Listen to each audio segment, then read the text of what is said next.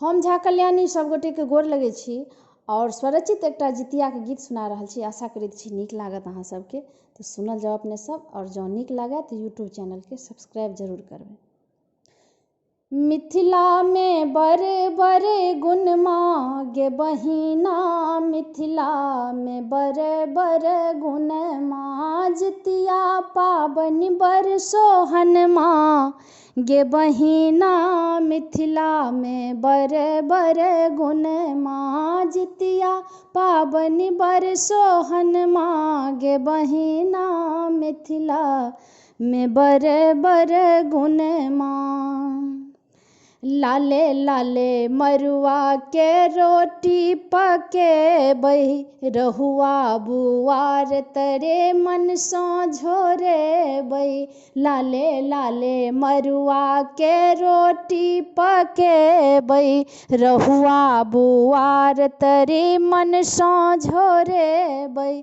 ननदी बिलहती आंगन माँ गे बहिना, मिथिला में बड़े बड़े गुण माँ, ननदी बिलहती आंगन माँ गे बहिना, जितिया पाबनि बड़ सोहन माँ।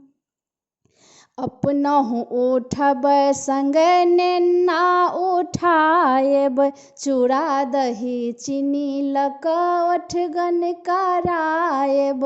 अपनहु उठब संगे नेना उठाएब, चूड़ा दही चीनी लऽ कऽ ओठगन कराएब। सब कियो खाएब खिल्लीपन माँ गे बहिना, मिथिला में बड़े बड़े गुण माँ, सब कियो खाएब खिल्लीपन माँ गे बहिना, जितिया पाबनि बड़ सोहन माँ। संतति लए निर्जल उपास हम करबै, झुमनी के पात पर तेल खरि चढ़ेबै। संतति लए निर्जल उपास हम करबै, झुमनी के पात पर तेल खरि चढ़ेबै।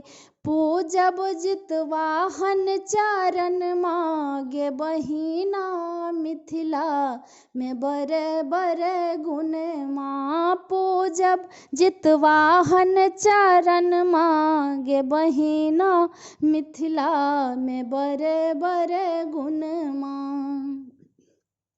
सुनब कथा सखी मन चित मारी, जितवाहन छथि मंगलकारी।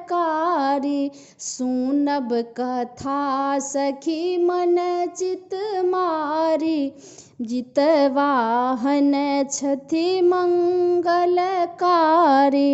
कर जोरी करब नमन माँ गे बहिना, मिथिला में बड़े बड़े गुण माँ। कर जोरी करब नमन माँ गे बहिना, जितिया पाबनि बड़ सोहन माँ। मिथिला में बड़े बड़े गुण माँ गे बहिना, जितिया पाबनि बड़ सोहन माँ। धन्यवाद।